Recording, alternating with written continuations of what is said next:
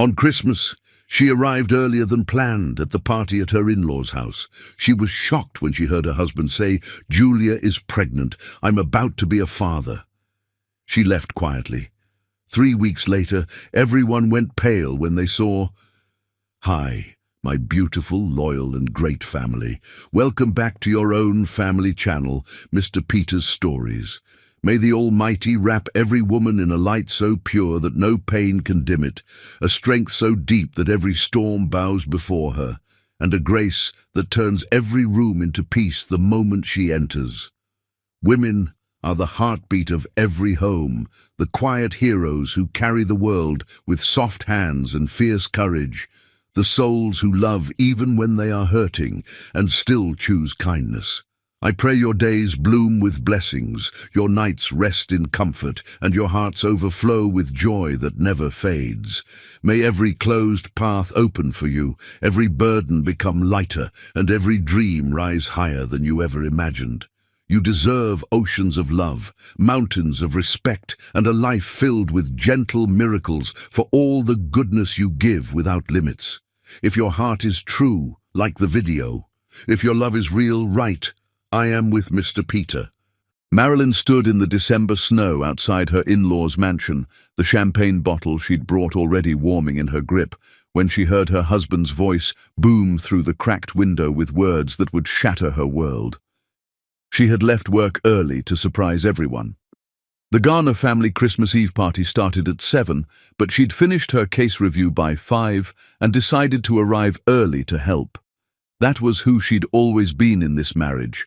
The woman who anticipated needs, who smoothed rough edges, who made everything work while pretending it took no effort at all.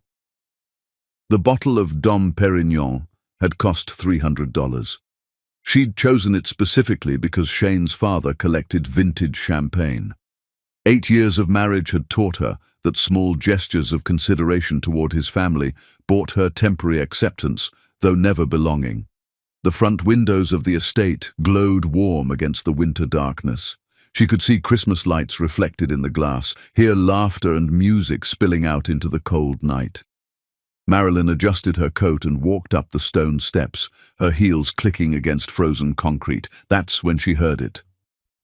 "Julia's pregnant. I'm about to be a father. Finally, a real family."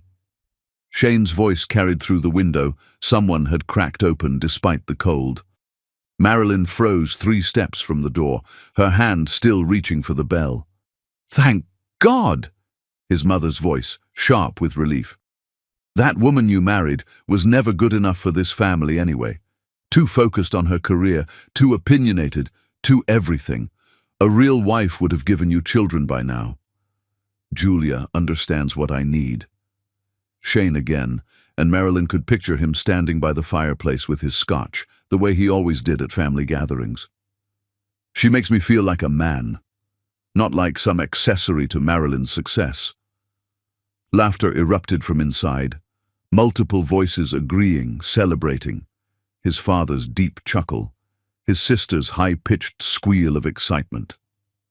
Marilyn didn't cry. She didn't scream. She didn't burst through the door and throw the champagne bottle at her husband's head, though her fingers tightened around the neck until her knuckles went white. She simply set the bottle on the doorstep, turned around, and walked back to her car. The drive to her downtown office took 20 minutes. She didn't turn on the radio, didn't call anyone, just drove through Christmas Eve traffic with the precision she brought to everything in her life, her mind already 3 steps ahead of her breaking heart. Marilyn had built her career as a commercial real estate attorney by being smarter and more thorough than everyone else in the room. While other lawyers coasted on charm or connections, she'd mastered every detail of contract law, zoning regulations, and property acquisition. She'd made partner at 32. She'd brokered deals worth hundreds of millions. And she'd made one very smart decision 8 years ago when Shane proposed. Her office building was nearly empty. Security waved her through with a confused look. Everyone should be home with family on Christmas Eve. She took the elevator to the 14th floor and unlocked her office, not bothering with the lights. The city glowed outside her windows, a million lives celebrating while hers disintegrated. She opened her safe and pulled out the file she hadn't looked at in years, the prenuptial agreement. Shane had been so in love when they'd gotten engaged, or maybe just in love with the idea of her, the successful attorney with family money, the woman who could open doors his charm couldn't. He'd signed whatever she put in front of him, barely reading the terms. Marilyn read them now with a lawyer's eye, though she'd written them herself and knew every clause. The house was in her name, the cars were in her name, her salary and assets remained separate. And the critical piece, the one Shane's ego had let him ignore, any business venture financed with her family money would have her listed as majority shareholder until the initial investment was repaid with 20% interest. Shane's tech company, the one he called his baby, his legacy, had been started with $2 million from her family trust. He'd never paid her back. He was too busy playing entrepreneur, buying expensive suits and taking clients to golf courses, while she'd quietly held 52% of his shares for 8 years. She picked up her phone and made the first call. "Richard? It's Marilyn Johansson. I need the best divorce attorney in the state. Someone vicious. Someone who doesn't negotiate." She paused. "Yes, Christmas Eve. When can we meet?" The second call went to her financial advisor. "I need to move assets. Everything that's joint, I want separated by tomorrow morning. Everything that's mine, I want protected." Another pause. "I don't care if it's a holiday. Make it happen." The third call was to an old law school friend who now sat on the board of Shane's biggest competitor. "How would you feel about acquiring a promising tech company at a very attractive price? I happen to know the majority shareholder is highly motivated to sell." By the time she finished, it was nearly midnight. Her phone buzzed with a text from Shane. "Where are you? Everyone's asking about you." She turned off her phone without responding. Marilyn sat in her dark office watching the city lights blur and refocus. She thought about the woman she'd been when she met Shane. Fresh out of law school, hungry to prove herself, so eager for someone to love her exactly as she was. He'd seemed perfect, handsome, ambitious, from a good family. She'd ignored how his ambition always required her money, how his family's approval always came with conditions, how his love always felt like something she had to earn. Julia was pregnant. He was going to be a father. Finally, a real family. As if 8 years with Marilyn had been practice, a rough draft. Something to endure until the real story could begin. She logged into her computer and started drafting documents, property transfers, asset divisions, corporate restructuring, the legal demolition of a marriage that had been crumbling for years while she'd been too busy succeeding to notice. Her desk phone rang at 1 in the morning. Shane, calling from the landline at his parents' house. She let it ring. At 2, she heard his car in the parking garage below, his footsteps in the hallway, his key in her office door. He stumbled in smelling like scotch and something else. Perfume, not hers. "There you are." Everyone was worried. He moved to hug her and stopped when she didn't stand. "What's wrong?" Marilyn looked at him, really looked at him, and saw a stranger. Or maybe she'd always been married to a stranger and had convinced herself otherwise. "Go home, Shane." "What? Marilyn, it's 2 in the morning. Let's just go home together." "I said go home. I have work to finish." He laughed, that easy charm he wielded like a weapon. "On Christmas Eve? Come on. Whatever case you're working on can wait." She stood then, and something in her face made him step back. "The case I'm working on can't wait. It's the most important one of my career." She picked up a folder from her desk and held it out. "These are divorce papers. You'll be served officially tomorrow, but I wanted you to have them tonight. Merry Christmas, Shane." He stared at the folder like it might explode. "What? Marilyn, where is this coming from?" "Read them, sign them, and get out of my office." "Is this because I was late tonight? Because the party ran long?" She almost laughed, almost told him she'd heard everything. But she was a lawyer, and lawyers knew when to show their cards and when to hold them. This is because I'm done. With you, with your family, with pretending 8 years of my life weren't wasted on a man who never saw me as enough. I don't understand. We're fine. We're happy. You're happy. I'm exhausted. She walked to the door and opened it. I want you out of the house by tomorrow night. Take whatever's yours, which honestly isn't much. I'll send movers for the rest. Shane tried to touch her arm and she jerked away. Don't. You'll contaminate me with whoever you've been touching. His face went pale. Marilyn, I can explain. I don't want your explanations. I want my life back. She watched him leave, holding the divorce papers like they were burning his hands. Watched him stumble down the hallway, confused and drunk and completely blindsided. Marilyn closed her office door and sat back down at her desk. Her wedding ring felt heavy on her finger. She twisted it off and dropped it in her desk drawer, where it landed with a soft clink against pens and paperclips. By the time Shane stumbled home at 3 a.m, smelling like another woman's perfume, Marilyn had already moved $40 million, hired the city's most vicious divorce attorney, and done something that would destroy him in exactly 3 weeks.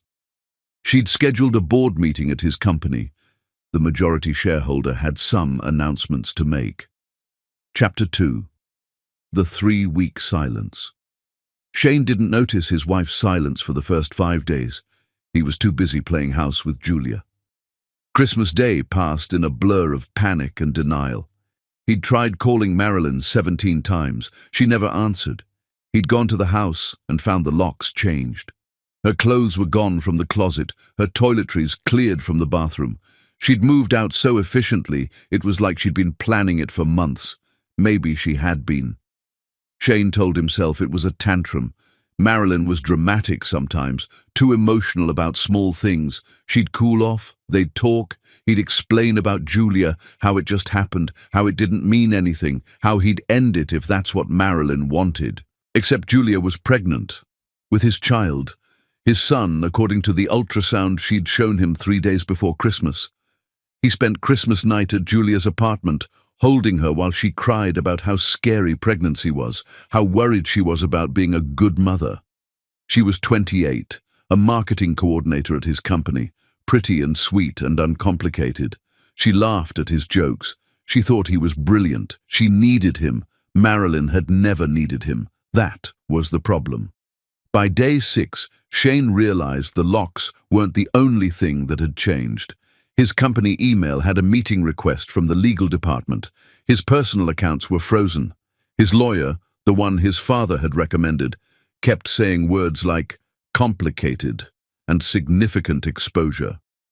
He found Marilyn on day 7 at her law firm's office, 11 at night, and she was still working.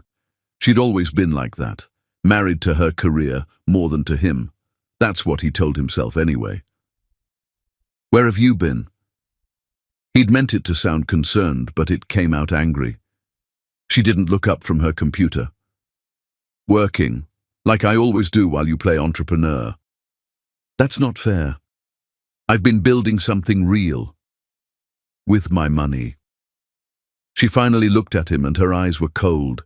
He'd never seen her look at him like that. "Did you ever actually read our prenuptial agreement, Shane?" "What does that have to do with anything?" "Everything. It has to do with everything." She stood and walked to her office window. Outside, the city glittered. "I want you to go home, your home, wherever that is now, and prepare yourself." "For what?" "For consequences." He tried to touch her shoulder, and she stepped away so fast he stumbled. "Don't! You'll contaminate me with whoever you've been inside lately." The words hit him like a slap. "You know about Julia. I know you're having a baby with your employee. I know you told your family she was your real family. I know you've been lying to me for months." Her voice never rose. That was worse somehow. "What I don't know is whether you're genuinely stupid or just spectacularly arrogant." "Marilyn, please, let me explain. Save it for your lawyer. You'll get the papers tomorrow." She picked up her wedding ring from her desk, the one she'd removed, and placed it in his palm. "You should give this to Julia. Maybe she'll be dumb enough to think it means something." The ring was cold in his hand. He stared at it, at the diamonds he'd been so proud to afford, not knowing Marilyn's grandmother had actually paid for it. "I made a mistake. I'm sorry. You made a choice. There's a difference." She gathered her things and walked toward the door. "I have another meeting. Lock the door when you leave." "Another meeting? It's almost midnight." She smiled then, but it wasn't the smile he knew. It was sharp and dangerous and new. "I'm a partner at one of the most successful firms in the city. I always have another meeting." She left him standing in her office, holding a wedding ring that suddenly felt worthless. The next 2 weeks were a nightmare Shane couldn't wake up from. His lawyer finally explained the prenuptial agreement in terms even he couldn't misunderstand. Marilyn owned controlling interest in his company. She could sell those shares whenever she wanted, and apparently she wanted to sell them now. "She can't do that." Shane had said it 5 times in the meeting. "It's my company. It's her investment. You never paid back the initial capital. I was going to. Eventually, the company is growing. That doesn't matter. According to the contract you signed, she has full rights to sell her shares to any buyer of her choosing." His lawyer looked tired. "Shane, she's not bluffing. I got notice this morning. There's a board meeting scheduled for January 14th. She's bringing a buyer." January 14th, exactly 3 weeks after Christmas Eve. Shane tried everything. He called Marilyn's office every day. He sent flowers. He sent apology letters. He showed up at her gym, her favorite coffee shop, the courthouse where she had hearings. She ignored him completely, like he was invisible. Julia kept calling too, upset that he was distracted, that he wasn't excited enough about the baby. His mother called daily with advice he didn't want. His father called once to say he was disappointed, which was worse. Everything was falling apart, and Shane couldn't figure out how to stop it. On day 15 he went back to the house, her house apparently, since his name wasn't on the deed. Another thing he'd never bothered to check. The locks were still changed. He sat in his car in the driveway and cried for the first time since his grandfather died. He'd lost her, not just lost her, driven her away with his own stupidity and selfishness. And now she was going to take everything else too. On day 20, Julia had a scare, cramping and bleeding. He took her to the hospital and held her hand while doctors checked the baby. Everything was fine, but Julia sobbed in his arms about how she couldn't do this alone, how she needed him to be present, how he seemed a million miles away. "I'm here," he said, stroking her hair. "I'm right here." But he wasn't. Not really. Part of him was still standing in that office, watching Marilyn walk away with a smile he didn't recognize. The night before the board meeting, Shane couldn't sleep. He drove past Marilyn's new penthouse downtown. When had she bought a penthouse? And saw lights on the top floor.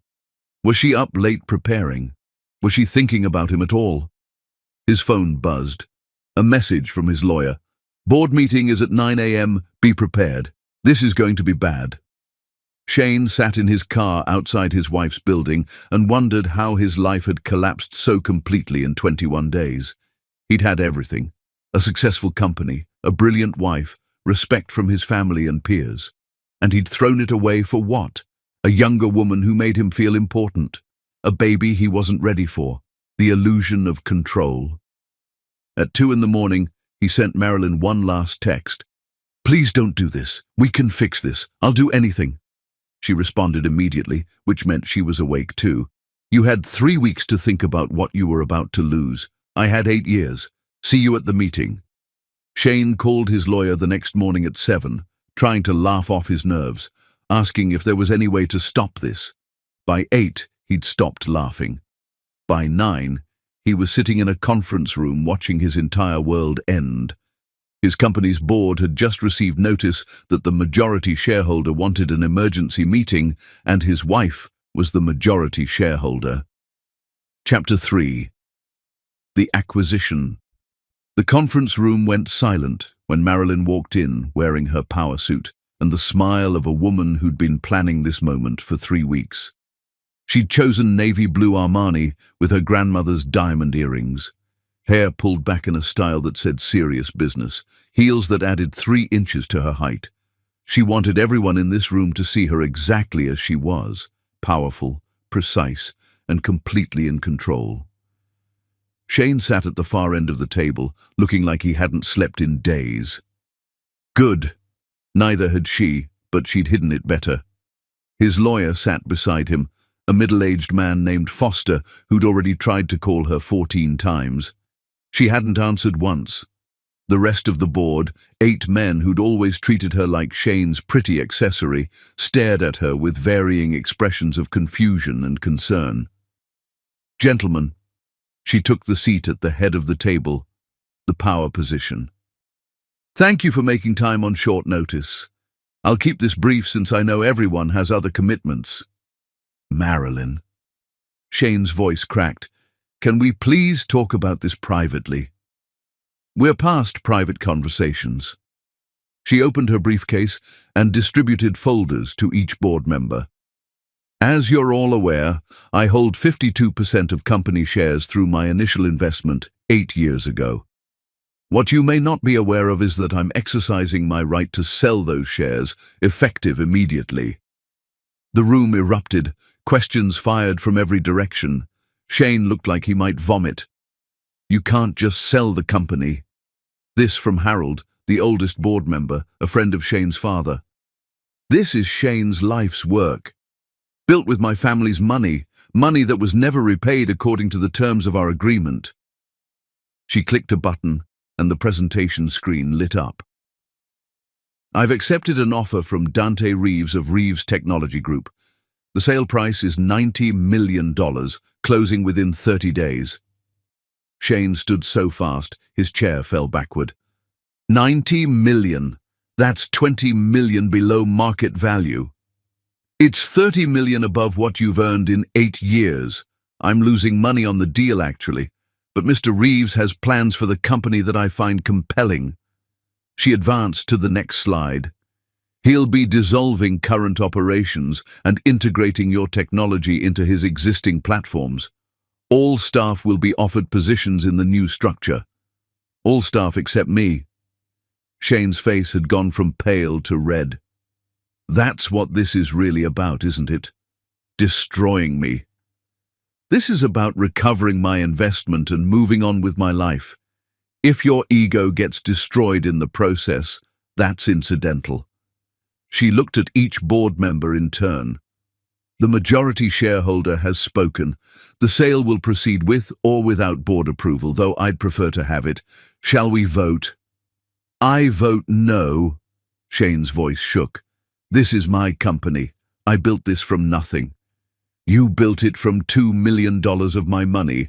Let's be precise. Marilyn pulled out another document. Your contract as CEO includes a clause stating you can be removed by majority shareholder vote in cases of company sale or restructuring. I'm invoking that clause. As of today, you're terminated with the standard severance package.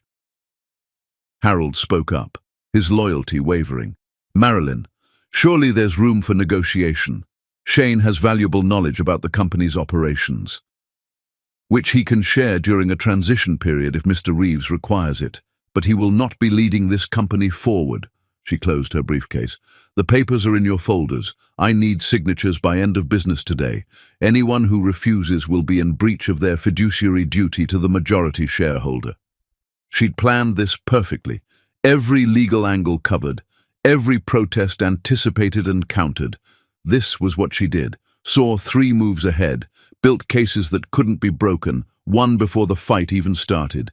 Shane had a breakdown right there in the conference room, stood up shouting about betrayal and revenge and how she was a cold-hearted monster. His lawyer tried to calm him down. The board members looked away, embarrassed.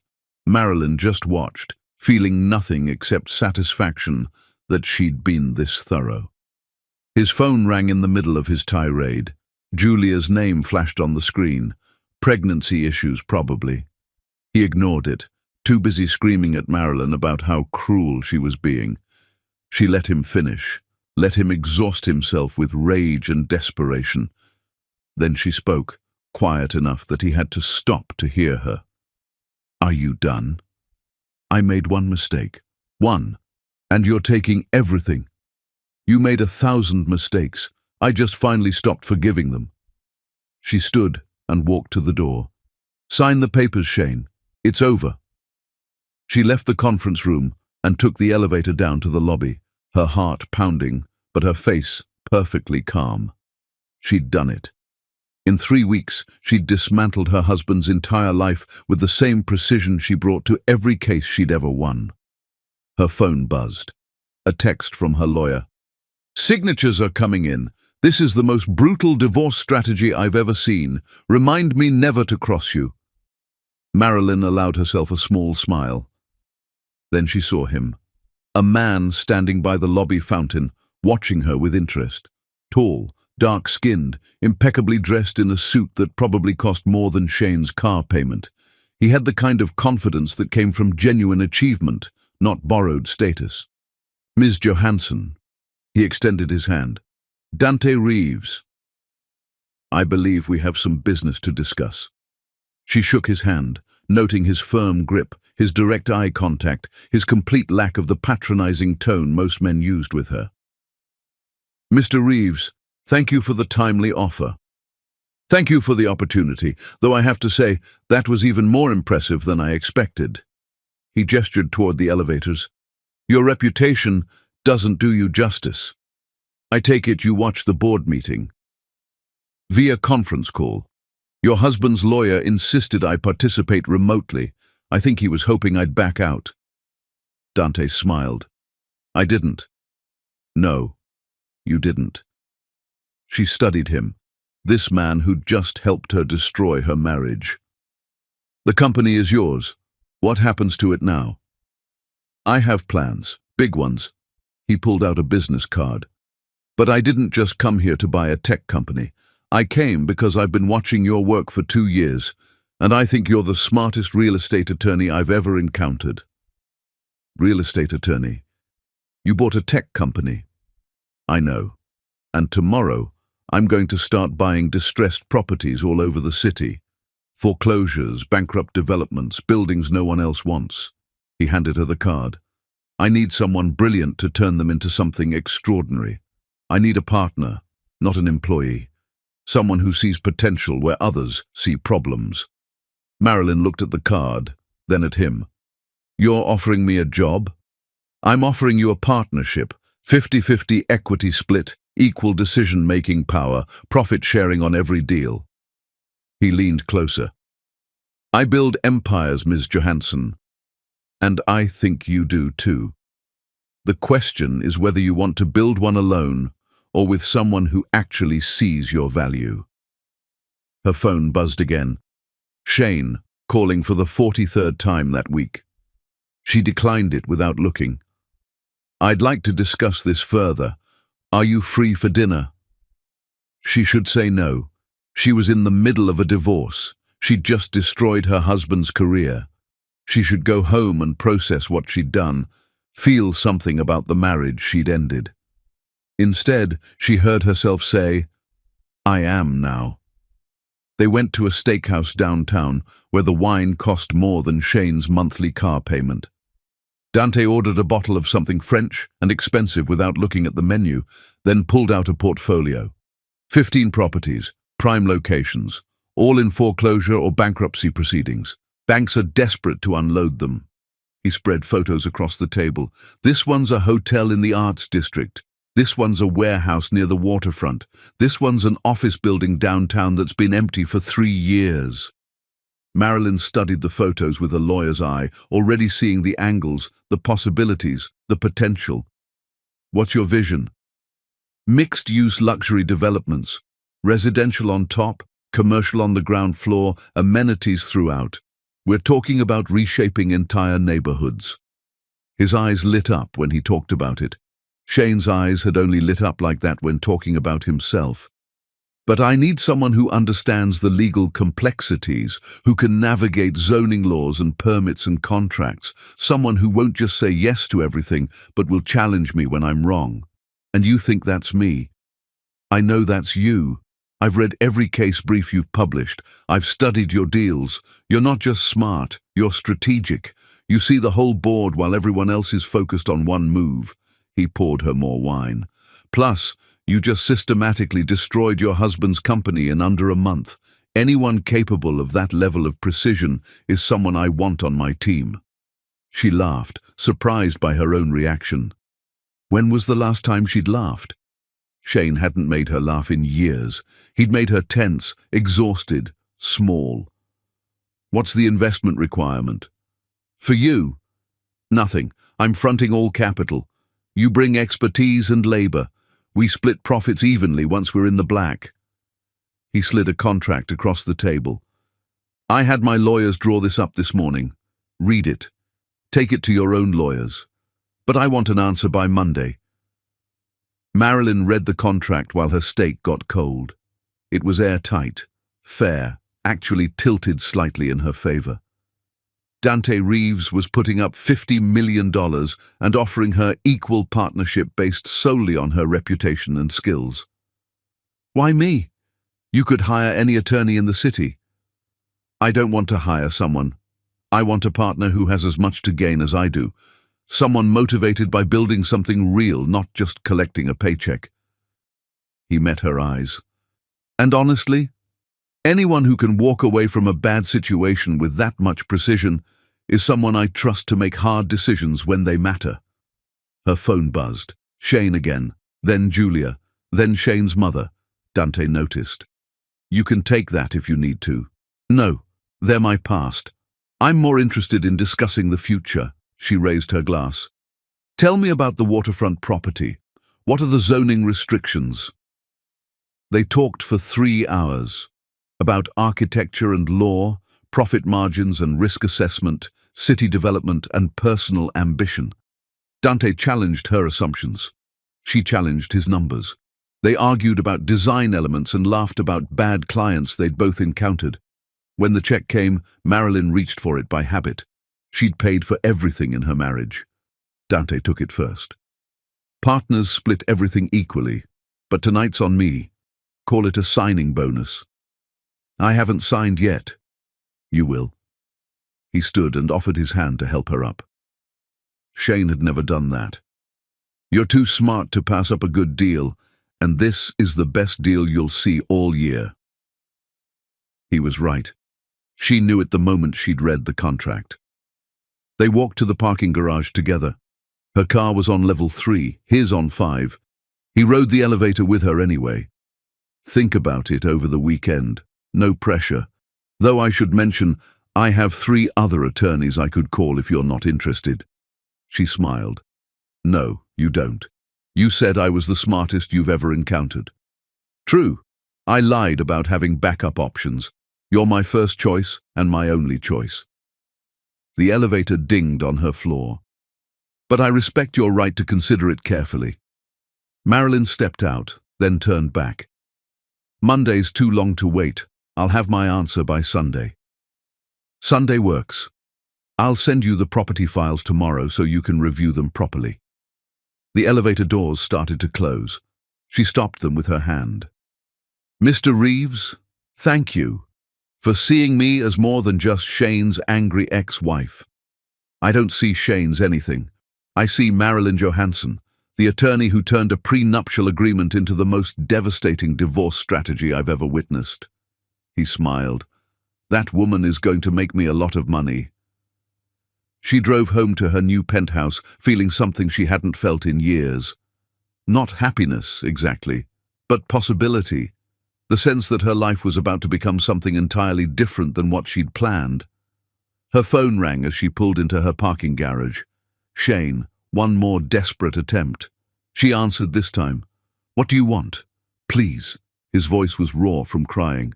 Just tell me how to fix this. I'll do anything. There's nothing to fix. It's already done.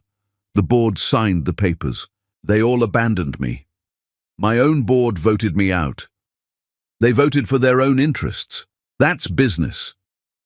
This isn't business, Marilyn. This is my life. Your life is your problem now. Mine is finally my own. She ended the call and blocked his number.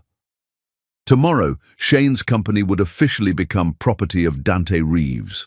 His board would scatter to new positions. His parents would hear about their son's spectacular failure. Julia would realize she was pregnant by a man with no job and no prospects. And Marilyn would wake up in her beautiful penthouse, read through property files, and decide whether to build an empire with a man who saw her as an equal. She smiled at her reflection in the darkened car window. For the first time in 3 weeks, the woman looking back at her wasn't just surviving, she was winning. Chapter 4. Building Empires. Marilyn hadn't realized she'd been holding her breath for 8 years until Dante made her laugh so hard, wine came out her nose at their third planning meeting. 6 weeks had passed since the board meeting that ended her marriage and started her new life. 6 weeks of 16-hour days, of blueprints spread across conference tables, of zoning hearings and permit applications and late-night strategy sessions that felt nothing like work. Shane's company had been dismantled efficiently. His technology integrated into Dante's existing platforms. His employees offered positions or severance packages. His legacy erased in under a month, like it had never existed. Julia was in the hospital again with pregnancy complications. Shane spent his days sitting in waiting rooms, jobless and bitter, watching his former life continue without him. Marilyn knew all this because his mother kept calling, begging her to reconsider the divorce, to give him another chance. She'd stopped answering those calls after the first week. She had better things to do, like turning a bankrupt hotel into a luxury residential complex worth $40 million. The penthouse units need to face east. Dante was gesturing at the architectural rendering spread across the table in Marilyn's new office. They'd rented the entire 15th floor of a downtown building, half for her legal team and half for his development crew. Morning light sells. People want to wake up to sunrise.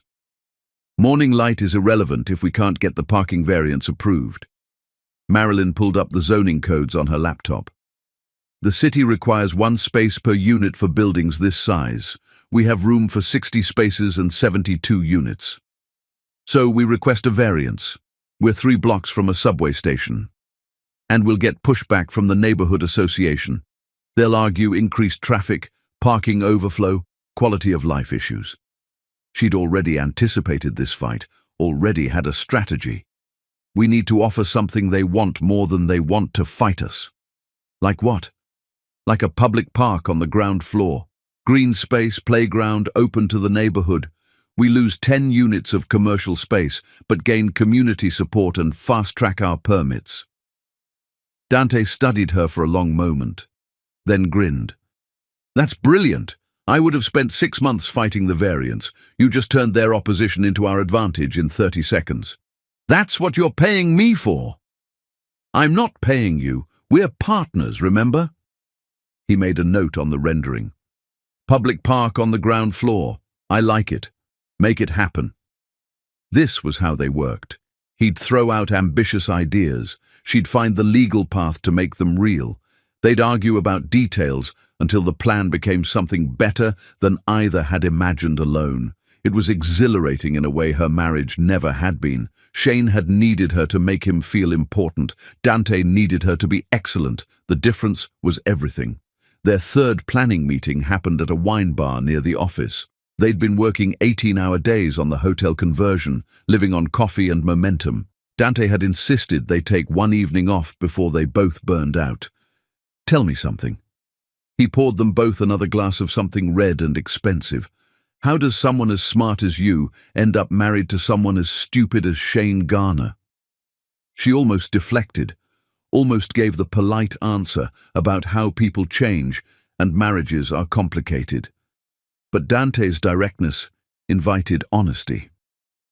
I thought I needed someone from the right family, someone who would make me acceptable.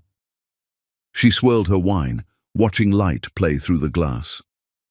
My parents immigrated from Jamaica. They built everything from nothing, put me through the best schools, gave me every advantage. And I spent my 20s trying to prove I belonged in rooms where people looked at me like I'd snuck in the back door. Shane's family made you feel like you belonged? Shane's family made me feel like I needed their approval to matter. There's a difference. She took a drink. He proposed at the country club in front of everyone. His mother cried. His father shook my hand. I felt like I'd won something important. You won an anchor disguised as a prize. She laughed. That's exactly what it was. 8 years of making myself smaller so he could feel bigger. 8 years of financing his dreams while mine stayed on hold. 8 years of being the smart wife, the supportive wife, the wife who made everything work while he played entrepreneur. And then you heard him say Julia was his real family. And then I remembered who I actually was. She met his eyes. Not Shane's wife. Not the woman trying to earn approval from people who would never give it.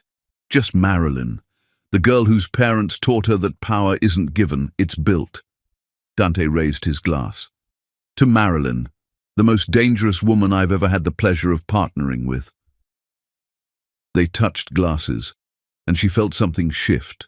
Not romance, not yet, but recognition. Two people who'd survived bad situations and come out stronger, sharper, more certain of their own worth. That's when he told a story about his disastrous marriage to a woman who'd wanted a paycheck and a mansion, not a partner. The way he described their divorce made Marilyn laugh so hard, wine came out her nose. She was mortified, grabbing napkins and apologizing. Dante just laughed harder. That's how you know you're with the right people. When you can be messy and it's funny instead of mortifying. I just snorted wine at a business dinner. Good. You're human. I was starting to wonder if you were actually a robot programmed to win every legal battle ever. She threw a wadded napkin at him. He threw one back. They both dissolved into laughter that felt like medicine for wounds they'd been carrying too long. Her phone buzzed. Shane's number, somehow unblocked. A text. Can we just talk? Please. I don't know who I am without you. The laughter died. Dante noticed. Him again? Always him. He doesn't understand that no contact means no contact. Want me to have my lawyers send him a cease and desist? No. He'll stop eventually, once he realizes I'm actually gone. She turned off her phone completely. Tonight's about work, about the future, about building something that actually matters. Speaking of which, Dante pulled out another folder. I have eyes on 3 more properties. A warehouse in the industrial district, an old office building on 5th Avenue, and a shopping center that's been in bankruptcy for 2 years. That's aggressive. We haven't even broken ground on the hotel yet. We will in 3 weeks, and I don't believe in waiting. The market's perfect right now for distressed acquisitions. He spread the photos across the table. What do you see? Marilyn studied them with a lawyer's precision and an investor's imagination. The warehouse could become loft apartments. The office building could convert to mixed-use retail and residential. The shopping center could demolish and rebuild as something modern. I see $200 million in potential revenue over 5 years. I see partnership that's going to make us both very wealthy. He leaned back. You know what I like about you, Marilyn? You don't second-guess yourself. Shane probably made you doubt every decision. Every day.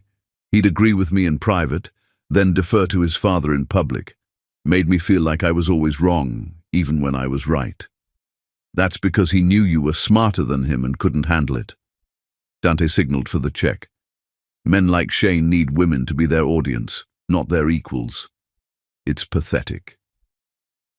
They walked back to the parking garage together, still talking about property acquisitions and market timing and profit projections. At her car, Dante paused. I have a confession. When I offered you this partnership, it wasn't just because you're brilliant. Her heart did something unexpected. No? No.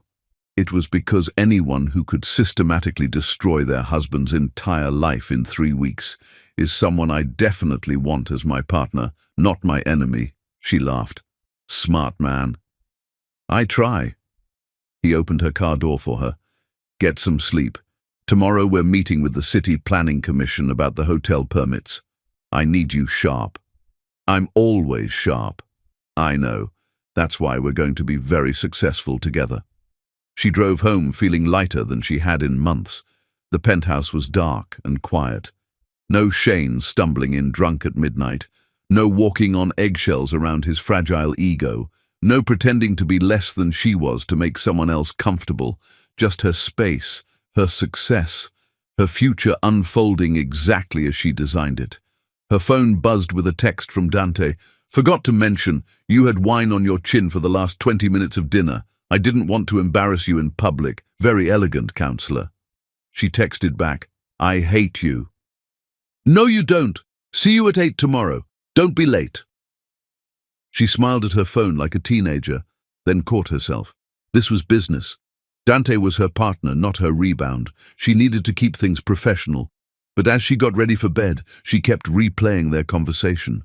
The way he'd listened when she talked, the way he'd challenged her ideas without dismissing them, the way he'd made her feel capable and valued and seen. Shane had never made her feel seen. Her phone buzzed again. Shane this time, having gotten a new number. "I went by the office today. They wouldn't let me in. My own company, and I'm banned. How can you be this cruel?" She blocked the number without responding, but something made her pull up Dante's text thread instead. "Can't sleep, thinking about the Fifth Avenue property.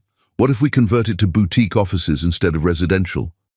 His reply came immediately. "Now you're thinking like a developer. Let's run numbers tomorrow. And Marilyn, you're going to be great at this." "I know. Confidence. I like it. Good night, partner." She fell asleep, smiling, blueprints spread across her bed, her mind already 3 projects ahead. The next morning, Shane showed up at her office. She was in the conference room with Dante and their architect when security called. "Ms. Johansson, your husband is in the lobby. He's insisting he needs to speak with you." "Ex-husband, and tell him I'm in a meeting. He says it's urgent." Dante looked up from the site plans. "Want me to handle it?" "No, I will." She stood, straightening her suit. "This will only take a minute." Shane was pacing the lobby like a caged animal. He looked terrible, unshaven, wrinkled clothes, dark circles under his eyes. Part of her felt guilty. The larger part felt nothing at all. "Marilyn, thank God. I've been trying to reach you for weeks. I know. I've been ignoring you. That's generally what ignoring means. Please, just give me 5 minutes." She checked her watch. "You have 3. I'm in the middle of something actually important. I don't have a job. I don't have a company. Julia's in the hospital. My parents won't even talk to me." His voice cracked. "I made a mistake. I'm sorry. I'll end things with Julia. I'll do whatever you want." "You think I want you back?" The idea was so absurd she almost laughed. "Shane, I'm building something real now. You were just practice." "I don't understand. We had 8 years together. That has to mean something." It meant something. It taught me exactly what I don't want in a partner. She saw Dante through the glass conference room wall, watching to make sure she was okay. "I need to get back to work." "You're sleeping with him already?" Shane followed her gaze. "Jesus, Marilyn, the divorce isn't even final." "I'm working with him. Not that it's any of your business what I do with my personal life anymore." "So you are sleeping with him?" "No, but when I do, it'll be because I want to, not because someone made vows they never meant." She started toward the elevator. "Don't come here again, Shane. You're not welcome." He grabbed her arm. Not hard, but enough to stop her. "I love you." She pulled away. "You love what I did for you. That's not the same thing." "What does he have that I don't?" "Respect, vision, the ability to see me as an equal instead of an asset." She pressed the elevator button. "And he's never once made me feel small to make himself feel big." The elevator arrived. She stepped in. Shane stood in the lobby looking shattered, and she felt nothing except relief when the doors closed between them. Back in the conference room, Dante was reviewing structural drawings. He looked up when she entered. "Everything okay?" "Fine. Where were we?" "The load-bearing walls on the 3rd floor. But Marilyn, if you need to..." I don't need to do anything except get these permits approved and break ground on the hotel. She pulled up the zoning maps on her laptop. Now, about those load-bearing walls. Dante studied her for a moment, then nodded. The engineer says we can remove them if we add support beams, but it'll cost an extra 200,000. Worth it if it gives us the open floor plan you want. Let's do it. They worked until midnight, only stopping when the architect fell asleep at the conference table. Dante drove her home, both of them too wired to stop talking about the project. At her building, he walked her to the door. You handled Shane well today. You were watching. I was prepared to intervene if necessary, but you had it covered. He leaned against the doorframe. I've never met anyone who walks away from her past so completely. That's because my past wasn't worth keeping. And your future? My future is going to be extraordinary. She met his eyes. We're going to build something that outlasts both of us. Partners. Partners. He didn't try to kiss her, just smiled and walked back to his car. She watched him drive away, feeling something she couldn't quite name. Not love. Too soon for that. But possibility. The sense that her life was becoming something bigger than she'd ever imagined it could be. Her phone buzzed. Shane again, from yet another new number. I saw him walk you to your door. Is this what we've become? Strangers who hurt each other? She blocked the number and went inside, not bothering to respond. Shane was her past. Dante was her present. And her future. Her future was waiting to be built. Chapter 5. The Unraveling. Julia gave birth to a son in March while Shane sat in a lawyer's office trying to explain why he couldn't afford child support. 3 months had passed since the board meeting that destroyed his life. 3 months of unemployment, rejected job applications, and watching his former company thrive under new management while he drowned in debt. The baby came early, 36 weeks, small but healthy. Julia's mother called Shane from the hospital. Your son is here. You should come meet him. Shane went, held the tiny infant, and felt nothing except terror. This was his child, his responsibility, his future, and he had no idea how to provide for any of it. Julia looked exhausted, her hair matted with sweat, her face puffy from hours of labor. She'd been beautiful once, young and fun and easy. Now she looked as tired as he felt. We should name him after your father. She was trying to be sweet, to recreate the romance they'd had before everything fell apart. My father won't even talk to me. I'm not naming my son after someone who disowned me. Shane, don't be dramatic. Dramatic? Julia, I have no job, no savings, no prospects. My ex-wife took everything. How am I supposed to support a baby? She started crying. Again. She was always crying now. Upset about something he'd said or didn't say. Worried about money or his mood or whether he even wanted this baby. I thought you'd be happy. This is what you wanted. I wanted a baby with a wife who wasn't constantly criticizing everything I did. I wanted a family with someone who made me feel successful, not like a failure. I'm not criticizing you. I'm asking you to be present. The nurse came in and told them to keep their voices down. Other families were trying to rest. Shane left before he said something he'd regret more than he already regretted everything. He drove to his studio apartment, the cheapest place he could find after Marilyn kept the house, and stared at rejection emails on his laptop. No one wanted to hire him. His reputation was destroyed. The story of his spectacular failure had spread through the business community like wildfire. Marilyn Johansson's husband, the guy who got his company sold out from under him, the idiot who cheated on one of the smartest attorneys in the state. His mother called that night. She'd heard about the baby from Julia's mother. You need to step up, be a father, take responsibility. With what money, Mum? You and Dad cut me off because you embarrassed us. You destroyed your marriage, lost your company, got some girl pregnant. What did you expect? I expected my family to support me. We supported you for 35 years.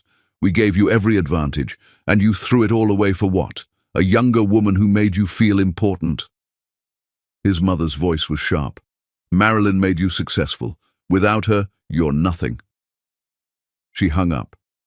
Shane sat in his dark apartment and realized she was right.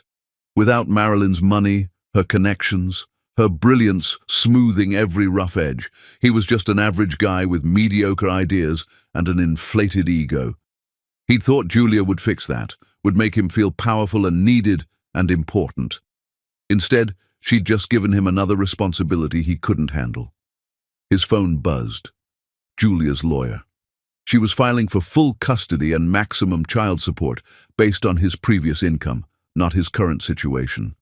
The baby was 4 hours old, and already he was being sued. Shane called his lawyer in a panic. "They can't do that, I don't have a job. They can file based on your earning potential. You made $300,000 a year as CEO. The court will calculate support accordingly." "But I'm not CEO anymore. I work at a coffee shop." "Then you better find a better job fast, because if you can't pay, they'll garnish your wages and potentially charge you with contempt." He ended the call and threw his phone across the room. It shattered against the wall, screen splintering into a spider web of cracks. Everything was falling apart, and he couldn't figure out how to stop it. Meanwhile, Marilyn and Dante's first development opened to the public, and the results exceeded every projection they'd made. The hotel conversion, now called the Meridian, sold all 72 units in 73 hours. Prices ranged from $600,000 for a one-bedroom to $3 million for the penthouse. Total revenue, $98 million. After construction costs and fees, their profit was $24 million, split evenly between them. Marilyn had made $12 million in 6 months, more than she'd earned in her entire legal career. They celebrated on the rooftop of the Meridian, champagne in hand, watching the sun set over the city they were reshaping. "To our first success," Dante raised his glass, "and to many more. To partnership." Marilyn touched her glass to his. "To building something that actually matters." She'd never felt this satisfied after a legal victory. Winning cases had always been about proving herself, about being the smartest person in the room. This was different. This was creating something tangible, something that would exist long after she was gone. "I have news." Dante pulled out his phone. "I got the approval on the warehouse conversion. We break ground in 2 weeks." "Already? The permits just came through yesterday."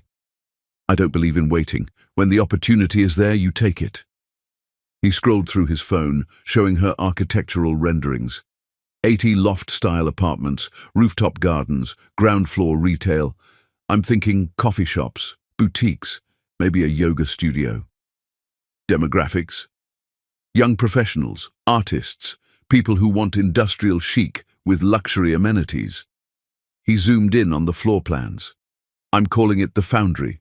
What do you think?" "I think we're going to sell out again." "I know," he grinned at her. "You and me, we see things other people miss. We're going to own this city in 5 years." The sun cast gold light across his face, and Marilyn realized she'd been staring. He was handsome in a way Shane had never been, confident without arrogance, ambitious without insecurity, successful without needing anyone else to be small. "I never thanked you," she said quietly. "For what?" "For not trying to fix me. For just letting me be angry. You're not broken. You're dangerous. There's a difference." He moved closer. "Shane was an idiot to lose you.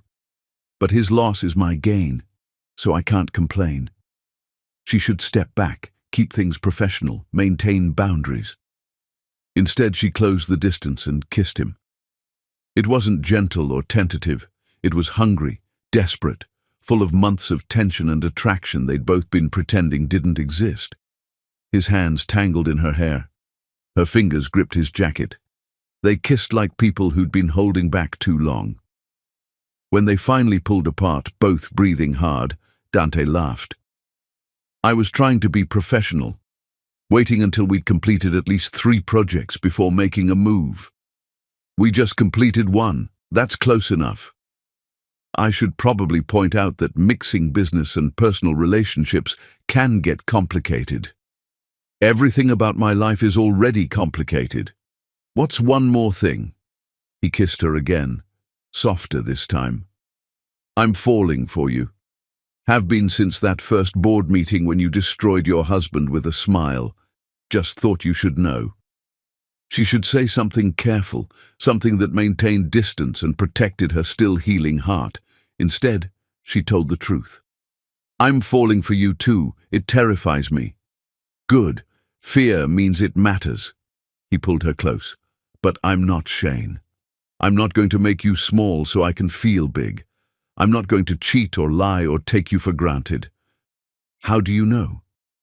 Because I've already seen what you do to men who underestimate you. I'm not that stupid. She laughed against his chest. Smart man.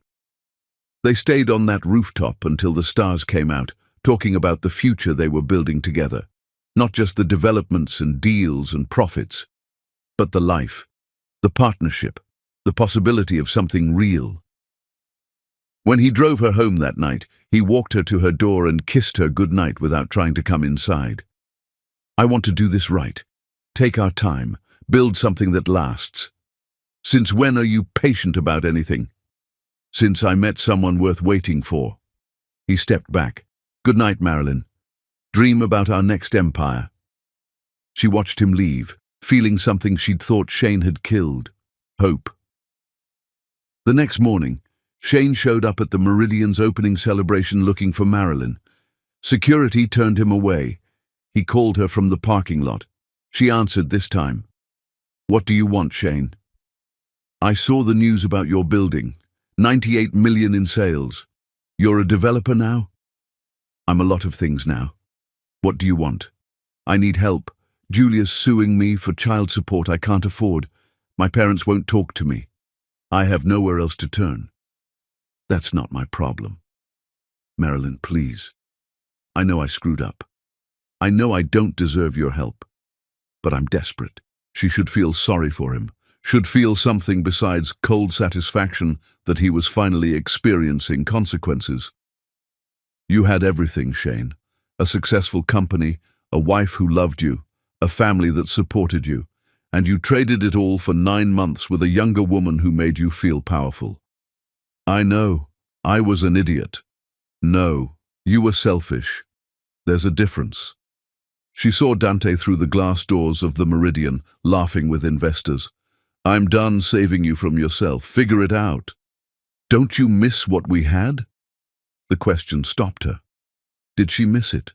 The comfort of routine, the familiarity of 8 years together, the safety of knowing someone completely. Every day. But then I remember who I am now, and I stop missing who I had to be for you. I love you. You love what I did for you. That's not the same thing. She ended the call before he could respond. Dante was waiting inside with champagne and investors who wanted to discuss their next project. Her future was calling, and her past could fend for itself. Shane went back to Julia's hospital room that afternoon. The baby was in her arms, tiny and perfect and terrifying. We need to talk about support, Julia said. No greeting, no warmth, just business. I'll pay what I can. That's not good enough. Your son deserves more than whatever scraps you can manage. Our son, and I'm doing my best. Your best destroyed everything. Your best got you fired, divorced, and alone. She adjusted the baby in her arms. I'm moving to Seattle. My parents will help me raise him. You can visit when you get your life together.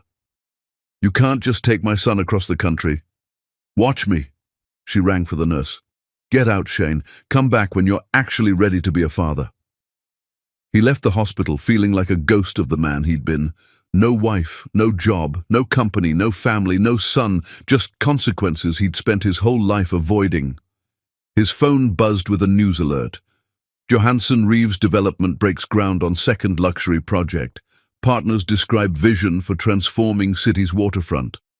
There was a photo of Marilyn and Dante holding shovels at a construction site, both smiling. She looked radiant, powerful, free. She'd moved on, built something new, become someone better, and he was stuck in the ruins of everything he'd destroyed, with no one to blame but himself. Chapter 6.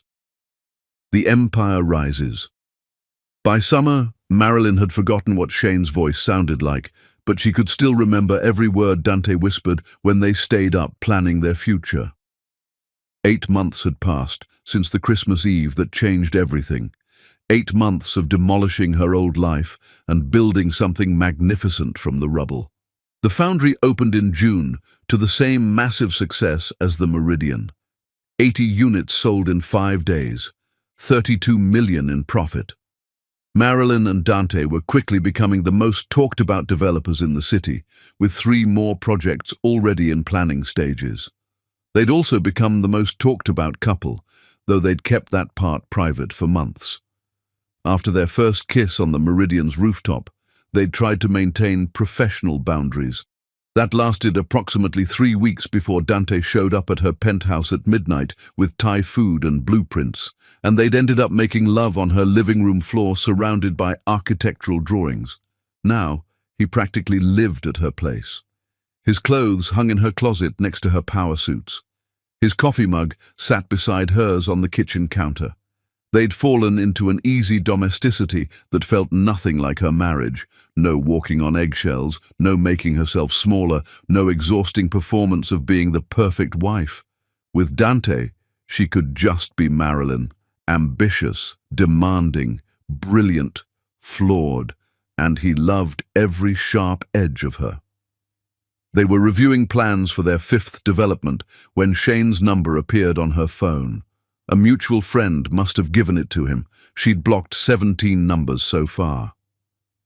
"Don't answer it," Dante said, without looking up from the structural drawings.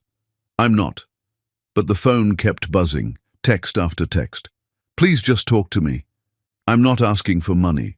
I just need closure." "Don't you owe me that much?" Marilyn sighed. "He's not going to stop." "Then let me handle it." "No, I will. One last time. Then I'm done forever." She agreed to meet Shane at a coffee shop downtown, neutral territory, public place. Dante wanted to come with her, but she refused. This was her past to bury, not his battle to fight. Shane looked worse than she remembered, thin, exhausted, wearing clothes that had seen better days. He was working 2 jobs now, coffee shop in the morning, bartender at night, barely making rent on his studio apartment. Julia had moved to Seattle with the baby, and he couldn't afford to visit. He stood when she arrived, trying for a smile that didn't reach his eyes. "You came. I have 20 minutes. Then I have a meeting with the mayor about zoning for our waterfront project." "Right, I saw that in the news. You're everywhere now, big-time developer, dating that guy who bought my company. His name is Dante, and we're partners, in every sense of the word." They sat. The coffee shop was crowded with the lunch rush, people laughing and working and living normal lives. Shane looked at her like she was a stranger, which she supposed she was now. "I don't know who I am without you," he said quietly. "Then you never knew yourself. I'm not your identity, Shane. But I built my whole life around you. The company, the house, our future. It was all for us." "No, it was all with my money, in my house, for your ego." She stirred sugar into her coffee with precision. "You built nothing. You borrowed everything and called it achievement. That's not fair. Fair would have been you reading the prenuptial agreement before signing it. Fair would have been you contributing equally to our partnership instead of treating me like a bank account with benefits." She met his eyes. "But I'm not here to argue about the past. What do you want?" "Julia left. Took my son to Seattle. I have nothing. You have yourself. That should be enough." "It's not enough. I'm not enough." His voice cracked. "Don't you miss what we had?" The question hung between them. Did she miss it? The safety of routine, the comfort of familiarity, the 8 years of shared history. "Every day," she admitted. "But then I remember who I am now, and I stopped missing who I had to be for you." "What does that mean?" "It means you needed me small so you could feel big. You needed me to dim my light so yours seemed brighter. You needed me to fail so you could pretend to succeed. She finished her coffee. With Dante, I don't have to be anything except exactly who I am. That's the difference between settling and thriving. So this is it? 8 years together and you just walk away? Shane, you walked away. You stood in your parents' house and told everyone Julia was your real family. You made your choice. I just finally respected it. His hands shook around his coffee cup. I was wrong. I was scared and stupid and wrong. I thought Julia would make me feel powerful because she needed me in ways you never did. I needed you. I needed a partner, someone who celebrated my success instead of resenting it, someone who saw me as an equal instead of a threat. She gathered her things. But you needed an audience, not a wife. And I'm done performing. I love you.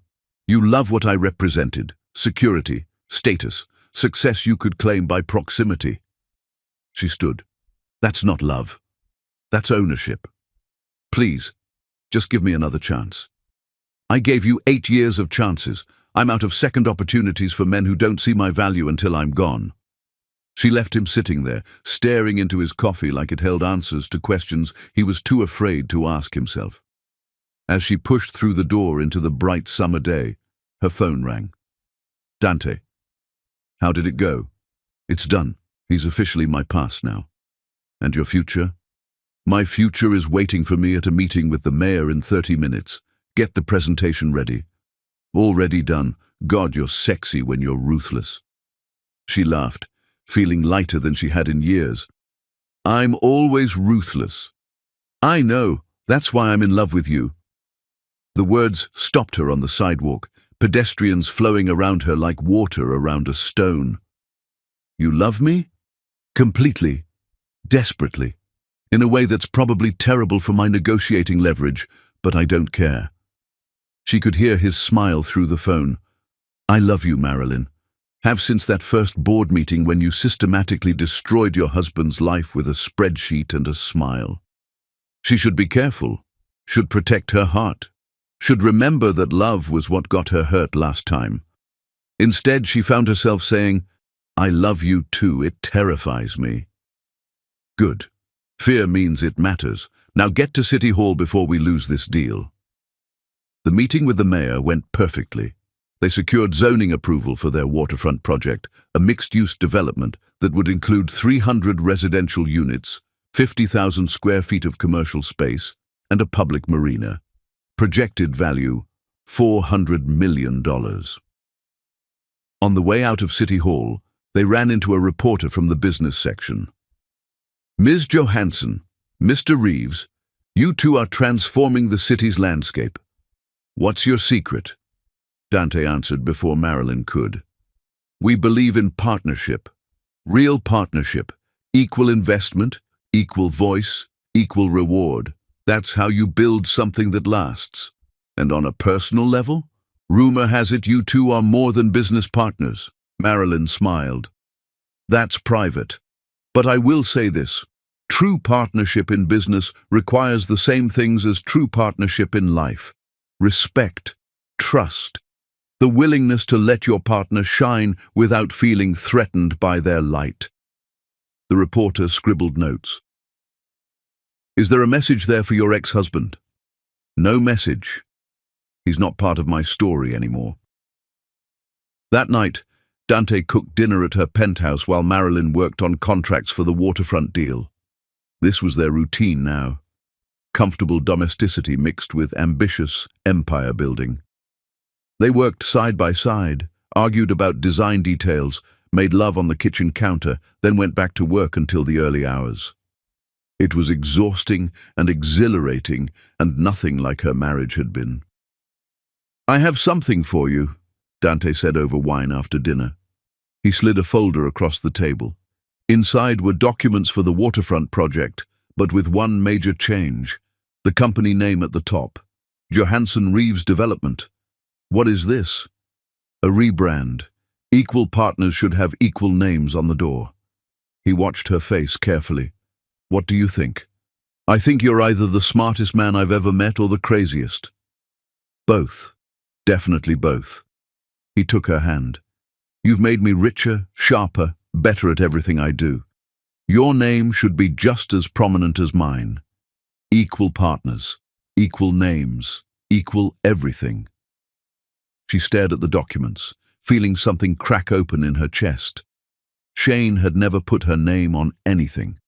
Not his company, not the house, not even their joint accounts. Everything had been his, and she'd just been the support staff. Thank you. Don't thank me. This isn't charity. This is recognition of reality. He pulled her close. You're the best thing that's ever happened to my business and my life. Why would I hide that? They made love on the couch, slow and intense, trading control back and forth like the equals they were. Afterward, tangled together in the dim light, Dante traced patterns on her shoulder. Move in with me. You practically live here already. I mean, officially, permanently. Let's find a place that's ours, not yours or mine. Something we choose together. She should say it was too soon. They'd only been together for 6 months. Her divorce wasn't even final yet, but nothing about their relationship had been conventional. Why start now? Okay. Okay? He pulled back to look at her. Just like that. Just like that. Let's find a place with space for a home office and a huge kitchen and a view that reminds us why we're building this empire. He kissed her forehead. I love you, Marilyn Johansson. I love your brilliance and your ruthlessness and the way you negotiate like you're going to war. I love you too, even though you make terrible coffee and leave architectural drawings all over the apartment. Our apartment, soon. They fell asleep on the couch, blueprints scattered around them, the city lights glowing through the windows like promises of everything they were building together. Shane saw the news about the company rebrand the next morning on his phone. Johansson Reeves Development, equal partners, equal names.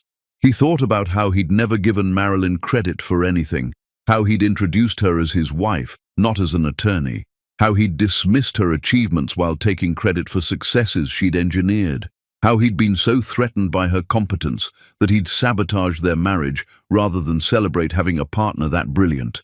Julia called from Seattle. The baby had a fever. She needed money for the doctor. He had $50 in his account, and payday was 3 days away. I'll send what I can, he told her, knowing it wouldn't be enough. Your son is sick, and you're sending $50. Grow up, Shane. I'm trying. I'm working 2 jobs. I'm doing everything I can. No, you're doing the minimum, like you always did, like you did with Marilyn. She paused. I used to feel guilty about the affair, about being the reason your marriage ended. But I've realized something. Your marriage was already over. You just hadn't noticed because Marilyn was too busy keeping everything together while you played entrepreneur. That's not fair. Neither was getting pregnant by a man who couldn't handle being married to someone smarter than him. She ended the call. Shane stared at his phone, at the news article about Marilyn's success, at the photo of her and Dante looking happy and powerful and completely in sync. He'd lost the best thing that ever happened to him because he couldn't handle being the less successful partner. And now she was building an empire with someone who celebrated her strength instead of fearing it. He had no one to blame but himself. Chapter 7. The Final Purchase. The Garner family mansion sold for $18 million to an anonymous buyer, and Shane's mother wept in the driveway as movers packed her things. 10 months had passed since Christmas Eve. 10 months since Marilyn had heard Shane call Julia his real family. 10 months of building something better than revenge. Building a life so successful, so full of love and partnership, that Shane's betrayal felt like a gift instead of a wound. The Garner estate going to auction was Shane's fault, indirectly. His business collapse had triggered a series of financial disasters for his family. His father had co-signed loans for the tech company that went unpaid. His mother had invested her inheritance in Shane's ventures. When everything fell apart, it took their wealth with it. Marilyn had learned about the auction from a real estate newsletter. The property was listed at $15 million, But properties that size with that much history usually went for more. She'd been scrolling through listings with Dante one morning over coffee when she saw it. "That's Shane's parents' house." Dante looked at the photos. "Prime location, good bones, needs updating but solid investment potential. It's where I heard him say Julia was his real family. Then it's where your new life started." He studied her face. "Want to buy it?" She should say no, should let the past stay in the past, should be the bigger person and move on without this final act of dominance. Instead, she heard herself say, "Yes, I want to buy it." For what purpose? Residential? Commercial? "I'm turning it into a shelter for women leaving abusive marriages. Seems fitting." Dante grinned. "That's the most beautiful revenge I've ever heard. Let's make it happen." They set up the purchase through one of Dante's subsidiary companies to keep Marilyn's name off the paperwork. Anonymous buyer, all cash, closing in 2 weeks. The Garners accepted the offer without knowing who was behind it. On moving day, Marilyn drove past the estate just to see it. Watched Shane's mother standing in the driveway crying while movers carried out furniture and artwork and family heirlooms. Watched Shane himself helping load boxes into a truck, his face hollow with exhaustion. She didn't stop, didn't gloat, just drove past and felt nothing except satisfaction that she'd turned the sight of her greatest humiliation into something that would help hundreds of women reclaim their power. That night, Shane found out. His mother called him, sobbing. "Your ex-wife took our home. She bought it out from under us. She's turning it into some kind of shelter." Shane didn't believe it until he saw the incorporation papers. The property was owned by Reeves Development Group, which was owned jointly by Dante Reeves and Marilyn Johansson. His ex-wife had bought his childhood home. He showed up at Marilyn's penthouse that evening, somehow getting past security. She was working in her home office when the doorbell rang. Dante answered it before she could. "Can I help you?" "I need to talk to Marilyn." "She's not interested in talking to you." "Please, just 5 minutes." Marilyn appeared behind Dante, hand on his shoulder. "It's fine. I'll handle this." She stepped into the hallway, not inviting Shane inside. He looked worse every time she saw him, thinner, older, defeated. "How can you be this cruel?" "I'm not cruel. I'm a real estate investor. The property was undervalued. I made a business decision. That house has been in my family for 3 generations. Then your family should have managed their finances better."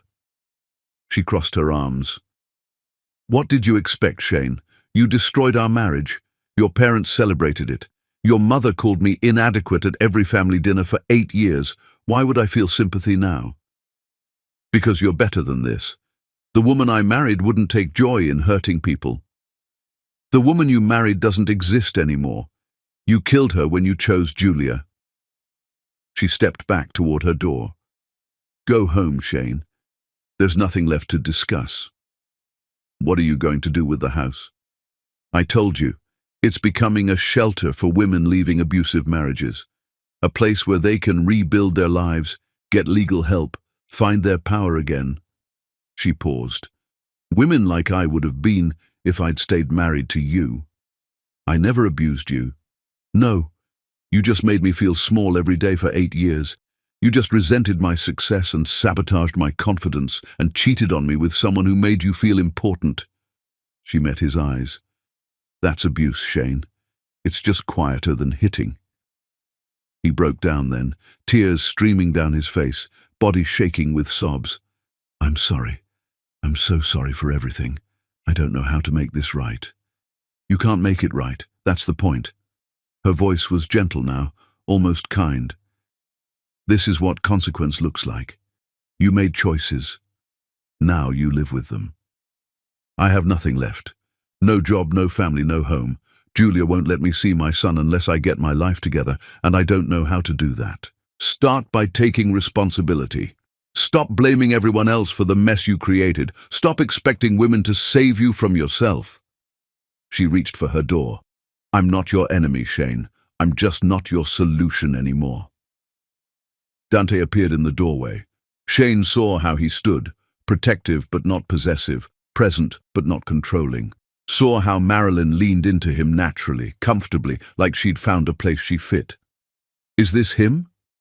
Shane's voice was bitter. "Your revenge?" "No. He's my future. You're just my past. He looks at you the way I should have. He looks at me like an equal. You never did that." Shane turned to leave, then stopped. "I loved you. I really did." "I know. But you loved what I did for you more than who I was. That was always the problem." She closed the door before he could respond. Inside, Dante pulled her close. "You okay?" "I'm perfect." She kissed him. "Let's finalize the plans for the waterfront project. We have work to do." They spent the evening reviewing architectural drawings and financial projections, Shane's visit already fading into irrelevance. This was her life now, building things that mattered with someone who saw her value. The past was just a story she'd finished reading. 3 weeks later, the Garner estate reopened as Johansson House, a shelter providing free legal services, housing, and support for women leaving difficult marriages. The grand opening made the news. Photos of Marilyn cutting the ribbon, Dante beside her, both smiling at the cameras. "This facility will help up to 50 women at a time," Marilyn told reporters. "We'll provide housing for up to 6 months, legal representation, job training and counseling, everything they need to rebuild their lives with dignity and power." "Why this location?" a reporter asked. "Because this house represents old money, old thinking, old ideas about what women should be. We're transforming it into something that helps women become who they actually are." Shane watched the coverage from his apartment, saw his childhood home transformed, saw his ex-wife celebrated as a philanthropist and developer, saw how she'd taken the place where she'd been humiliated and turned it into her greatest triumph. He'd lost everything, she'd won everything, and the difference was that she'd earned it while he'd just expected it to be given to him. Chapter 8. The Proposal. Marilyn said yes to the ring but asked for one thing before they set a date. She needed Shane to witness the woman she'd become without him. 1 year had passed since the Christmas Eve that changed everything. 1 year of building Johansson Reeves' development into a $400 million empire. 1 year of falling deeply in love with a man who celebrated her strength instead of fearing it. Dante proposed on the rooftop of their newest building, the Meridian 2, an even more ambitious project than their first. 50 floors of luxury residences with views of the entire city. They'd just signed papers selling the penthouse for $12 million when he pulled out a small velvet box. "Marry me." No romantic speech, no elaborate plan. Just 2 words and a ring that took her breath away, a stunning emerald surrounded by diamonds, unique and bold and nothing like the traditional diamond Shane had given her. "You're serious?" "Completely. I want to build the rest of my life with you. I want to create more beautiful buildings and argue about zoning laws and make love on blueprints until we're too old to remember where we left our glasses." He took her hand. "I want partnership, Marilyn. The legal kind that makes us next of kin, gives us rights to medical decisions, ties our assets together officially. I want everyone to know you're mine and I'm yours." She should have said yes immediately. The answer was yes, had been yes, since their first kiss on that rooftop a year ago, but something held her back. "I need one thing first." "Name it." "I need Shane to see who I've become, not to hurt him, not for revenge, but because I need to close that chapter completely before I start a new one with you." Dante studied her face. "You want him at the wedding?" "No. God, no. I just need him to witness that I'm moving on, that I built something extraordinary from the rubble of our marriage, that his betrayal was the best thing that ever happened to me." "That's fair." He slipped the ring on her finger. It fit perfectly. "But you're saying yes, right?" "I'm saying yes. Absolutely yes. Forever, yes."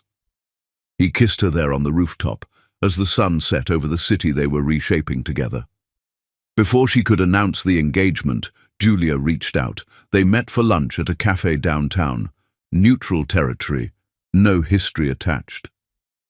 Julia looked exhausted. Single motherhood was hard, especially when the father was too broke to help. The baby was 11 months old now, crawling and getting into everything. Thank you for meeting me. I almost didn't come, but I'm curious what you want to say. Marilyn ordered coffee, studying the woman who'd helped destroy her marriage. I need to apologize, and to ask you something. Apologize for what? Sleeping with my husband? Getting pregnant? Telling him you'd be his real family? Julia flinched. You knew about that? I heard everything. I was outside the house on Christmas Eve, about to surprise everyone. Instead, I got the best gift I've ever received. The truth. I'm sorry. I thought I was special. That he chose me. That we had something real. Julia stirred sugar into her tea with shaking hands. But he's not who he said he was. None of it was real. I know. I lived it for 8 years.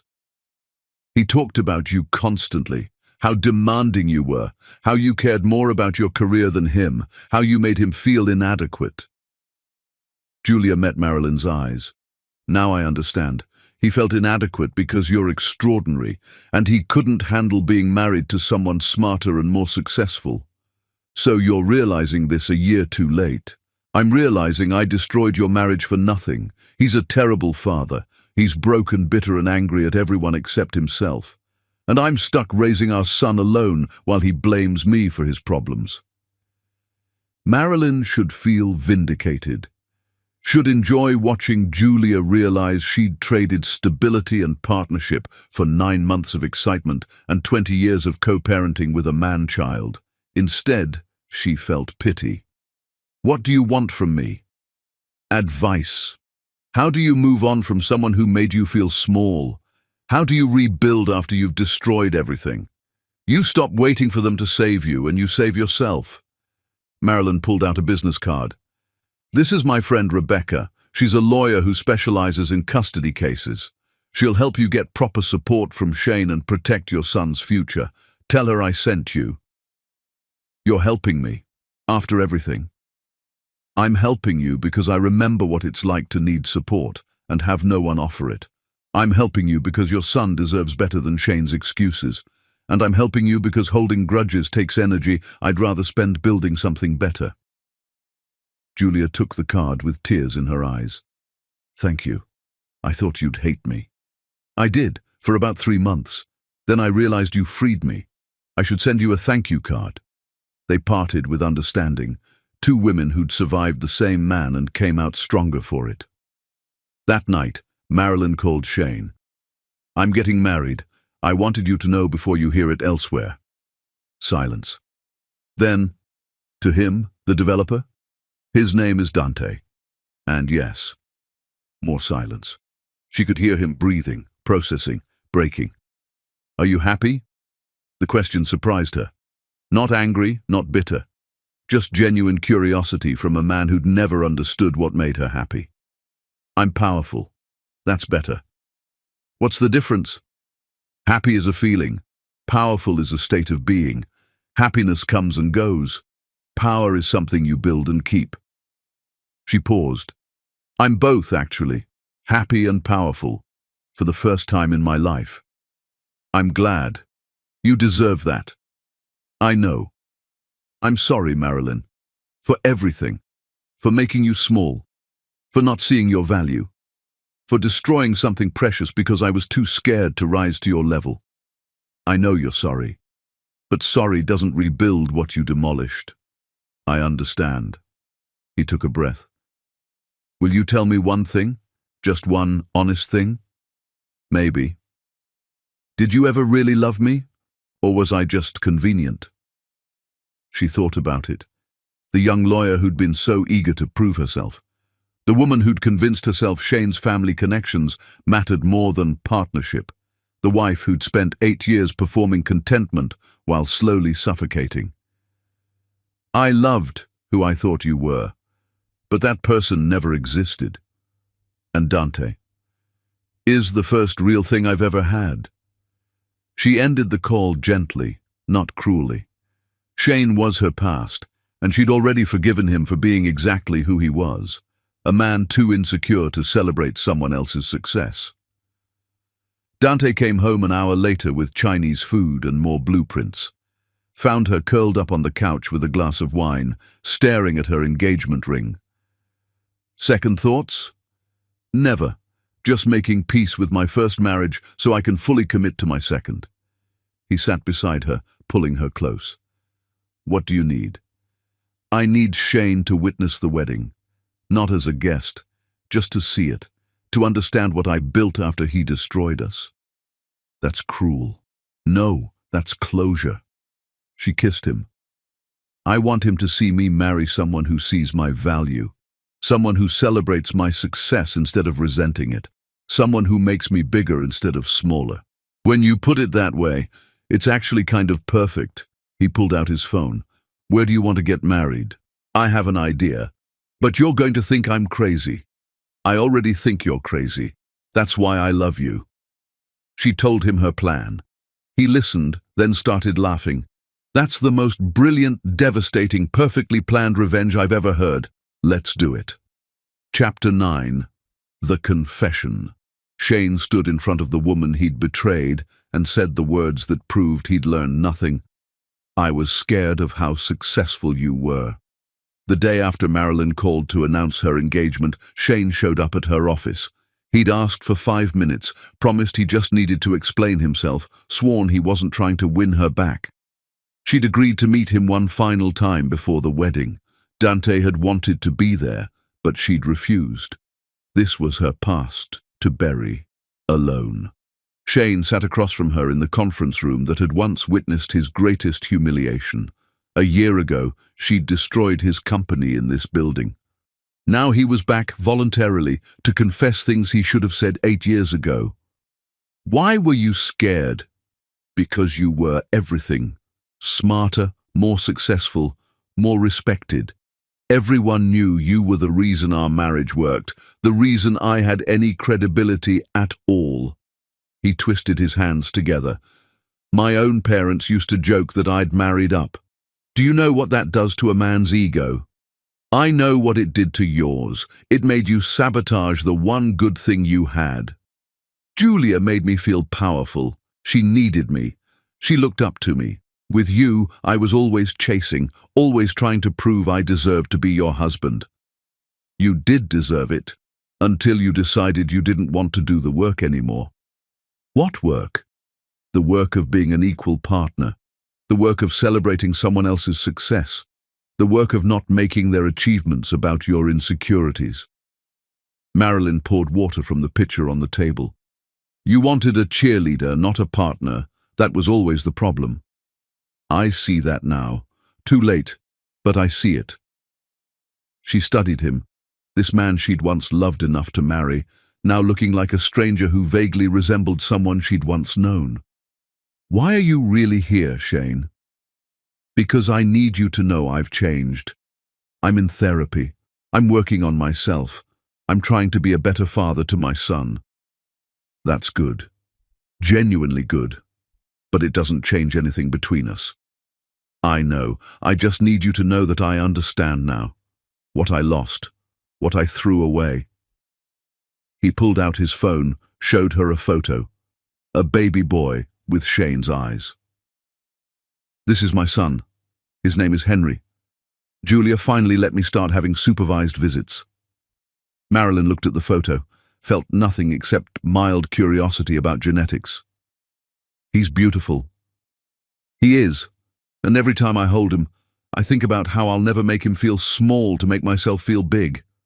How I'll teach him to celebrate strong women instead of feeling threatened by them. How I'll be a better man than my father taught me to be. That's the best thing you've said in this entire conversation. Being a father is teaching me what partnership actually means. How it's not about being the most important person in the room. It's about making the people you love feel valued. He put his phone away. I should have learned that with you. I'm sorry I didn't. Marilyn felt something release in her chest. Not forgiveness exactly, but understanding. Shane hadn't destroyed their marriage out of malice. He'd destroyed it out of fear and insecurity and the inability to grow beyond what his upbringing had taught him about marriage and power. "I forgive you." He looked up, shocked. "You do?" "Not for you. For me. I'm getting married in 2 weeks and I don't want to carry anger into my new life." She stood. "But forgiving you doesn't mean I want you in my life. It just means I'm done letting you take up space in my head." "Fair enough." He stood too. "Can I ask one more question?" "One. What if I had chosen differently that Christmas? What if I'd never been with Julia?" Marilyn smiled. "Then I'd still be small enough to fit in your life. I'm grateful you set me free." She walked him to the elevator. In the lobby he paused. "Your new husband. He loves you the way you deserve. He loves me powerful, not small. He celebrates my success instead of resenting it. He sees me as an equal instead of a threat." She pressed the elevator button for him. "Everything you should have been but never could be." The doors opened. Shane stepped inside, then turned back. "I hope he knows how lucky he is." "He does. That's the difference." The doors closed. Marilyn stood in the lobby for a moment, feeling lighter than she had in a year. She'd finally said everything she needed to say. Had witnessed Shane's understanding come too late to save their marriage, but just in time to save his relationship with his son. She pulled out her phone and called her wedding planner. "I want to change one thing about the ceremony." "What's that?" "I want it at Johansson House. Exactly 1 year from the day I heard my husband say he was starting a real family." "The shelter? That's unconventional." "Good. That's how I want it." She walked back to her office where Dante was waiting with blueprints and coffee and the comfortable certainty of being exactly where she belonged. "How did it go?" "It's done. He's officially just a chapter in my autobiography now. A short chapter, I hope. Very short, titled What Not to Do." She kissed him. "Let's talk about our wedding. I want it to be perfect." They spent the evening planning every detail, decided on Christmas Eve, exactly 1 year from the betrayal that led her to this moment, chose Johansson House as the venue, where shame transformed into strength, where her greatest wound became her greatest triumph. Sent Shane an invitation with a handwritten note. "You're invited to witness what I built from the ruins of what we had. RSVP not required. I know you'll come. You need to see this as much as I need to show you." Dante read the note and laughed. "You're diabolical. I'm strategic. There's a difference. I love you. I know." She pulled up the guest list. 300 people, everyone who matters, everyone who'll witness us promise to build this life together. Equal partners. Equal everything. Chapter 10. The Empire of Love. Christmas Eve arrived again, but this time Marilyn stood on the steps of what used to be her in-laws' mansion, wearing white and surrounded by 300 people who loved her for exactly who she was. The transformation of Johansson House was complete. The estate that once represented old money and older thinking now glowed with warmth and purpose. The shelter was temporarily closed for the wedding, its residents relocated to hotels for the holiday, but their presence lingered in the renovations Marilyn had insisted on. Ramps for accessibility, a children's playroom, offices where women met with lawyers to reclaim their lives. She'd turned the place where she was humiliated into the place where she'd start her new life. The symbolism wasn't subtle, and she didn't want it to be. Snow fell in soft flakes as guests arrived. Business partners, legal colleagues, friends she'd made in her new life. Her parents flew in from Jamaica, her mother crying when she saw her daughter in the ivory gown that cost more than Shane's annual rent. "You look like power wrapped in silk," her mother said, adjusting Marilyn's veil. "I feel like myself. Finally." Dante waited at the altar set up in the grand ballroom. the same room where Shane's family had celebrated Julia's pregnancy exactly 1 year ago. He looked stunning in his tuxedo, his eyes tracking Marilyn's every movement like she was the only person in the world. The ceremony was outside despite the cold. Marilyn wanted snow, wanted the chill in the air to mirror the ice in her veins when she'd heard Shane's betrayal a year ago. Wanted to stand in that same winter weather and prove she'd transformed cold into fire. She walked down the aisle alone. No father to give her away because she wasn't property to be transferred. She was a woman choosing her own future, walking toward it with confidence and power and absolute certainty. Halfway down the aisle, she saw him, Shane, standing at the back of the crowd, partially hidden behind other guests. He'd come, just as she knew he would. Couldn't resist witnessing what he'd lost. Their eyes met for half a second. She saw pain there, regret, understanding. She smiled and kept walking. At the altar, Dante took her hands. The officiant began speaking about partnership and commitment and building a life together. Marilyn barely heard it. She was too focused on the man in front of her, the person who'd seen her at her absolute worst and decided she was magnificent anyway. When it came time for vows, Dante went first. Marilyn, I promise to be your partner, not your project. To celebrate every success without jealousy or resentment. To challenge you when you need it and support you always. To build with you, not for you. To see you as my equal in every way that matters. He squeezed her hands. I promise to love you powerful, not small. To make you bigger, never lesser. To spend every day proving I understand your value. Her turn. She'd written and rewritten these vows a dozen times, trying to capture what this moment meant. Dante, I promise to be your partner in every sense, to bring my full self to this marriage, my ambition, my drive, my strength, my sharp edges. I promise to let you love me exactly as I am, without diminishing myself to make you comfortable. She felt tears starting but pushed through. I promise to build an empire with you, not behind you, to stand beside you as your equal, to love you fiercely and completely and without reservation. The officiant pronounced them married. Dante kissed her like she was air and he'd been drowning. The crowd erupted in applause. As they walked back down the aisle as husband and wife, Marilyn saw Shane slip away into the evening. She didn't watch him go. Her eyes were forward, on the future she was creating with the man whose hand she held. The reception was held in the same ballroom where Shane's family had once judged her insufficient. Now it was filled with people who celebrated her exactly as she was. The dinner was perfect. The speeches were heartfelt. Her mother toasted to the daughter who learned to demand the love she deserves.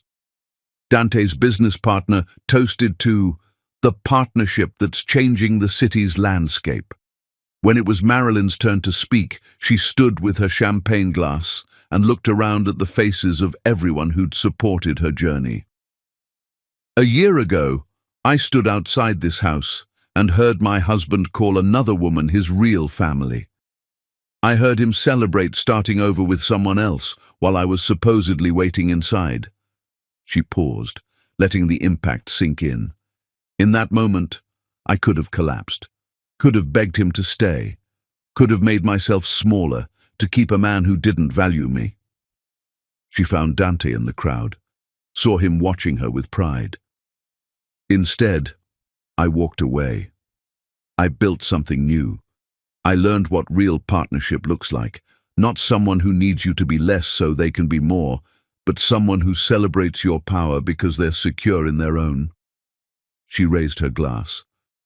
To everyone here tonight who knows that love isn't about making someone small, it's about building something together that makes you both extraordinary. The crowd cheered. Dante pulled her close and whispered in her ear, "Have I mentioned how sexy you are when you're making a point? Focus! I'm not done." She turned to the shelter residents who'd been invited back for the reception, 50 women in various stages of rebuilding their lives. This house used to represent everything that makes women feel insufficient. Old money, old rules, old ideas about what we should be. She gestured around the renovated space. Now it's a place where women become who they actually are, where they learn their worth isn't tied to anyone's approval, where they discover that leaving what hurts them is the bravest thing they'll ever do. More applause. Several residents were crying. A year ago, I heard my husband say I wasn't his real family. Today, I found my real family. Everyone who sees power as something to build, not tear down. Everyone who understands that partnership means equal, not lesser. Everyone who knows that the greatest revenge isn't destroying the person who hurt you, but building a life so magnificent they can't help but see what they lost. She raised her glass one more time. To building empires, to finding partners who celebrate your strength, to becoming so powerful that the past doesn't matter anymore. The reception continued late into the night. Dancing and laughter and celebration of two people who'd found each other after surviving separate storms. At midnight, Dante pulled Marilyn aside. They stood on the balcony overlooking the grounds, snow still falling softly. I have one more gift for you. You already gave me the company rebrand and this perfect wedding. This is different. He handed her a folder. Inside were architectural drawings for their most ambitious project yet, a 50-story mixed-use tower downtown that would house affordable apartments on the lower floors and luxury penthouses at the top. It's called the Marilyn, because every empire needs a centerpiece, and you're mine. She stared at the drawings, overwhelmed. A building named after her. A tower that would stand for decades, maybe centuries, with her name on it. This is too much. It's not enough, but it's a start. He pulled her close. I want the whole city to know who you are, what you've built, what you're capable of. She kissed him there on the balcony, tasting snowflakes and champagne and possibility. Thank you for seeing me. Thank you for letting me. They went back inside to their wedding celebration. At 2 a.m, exhausted and happy, they left for the airport. Their honeymoon was 2 weeks in Bali. No work, no phones, no blueprints. Just each other and the future they were building together. As their car pulled away from Johansson House, Marilyn looked back one last time, saw the lights glowing, the shelter that would help hundreds of women find their power, saw the place where her old life ended and her new one began. Dante noticed. Any regrets? None. Not a single one. Not even about how it ended with Shane. Especially not that. His betrayal was the best gift he ever gave me. It forced me to remember who I actually was. They drove through the city, past buildings they'd developed together, past the Meridian and the Foundry and all the projects that bore their names. Past Shane's demolished company building, now the site of their next development. Do you think he's okay? Dante asked. Shane, I mean. Eventually, he'll learn to be a father, learn to value people instead of using them, learn that real strength comes from building others up, not tearing them down. She leaned her head on Dante's shoulder. But that's his journey now, not mine. At the airport, they ran into a reporter doing a holiday travel piece. She recognized them immediately. Mr. and Mrs. Reeves, congratulations on your wedding. Any words for our viewers? Dante started to wave her off, but Marilyn stopped him. Actually, yes. To anyone watching who feels stuck in a situation that makes them small, leave, walk away, rebuild. You're stronger than you think, and there's someone out there who will love you powerful instead of small. Don't settle for less than extraordinary. The reporter beamed. Beautiful. Where are you headed for your honeymoon? Bali. 2 weeks of doing absolutely nothing except enjoying being married. And when you return, Dante answered this time, we break ground on the Marilyn, our biggest project yet. 50 stories of mixed-income housing that will reshape the downtown skyline. They boarded their flight holding hands, both exhausted and exhilarated.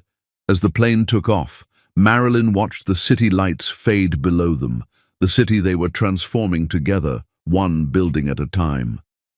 Do you ever wonder what would have happened if Shane hadn't cheated? Dante asked as they reached cruising altitude. Never, because if he hadn't, I'd still be making myself smaller to fit his life. I'd still be financing his dreams while mine stayed on hold. I'd still be the woman who apologized for being too successful.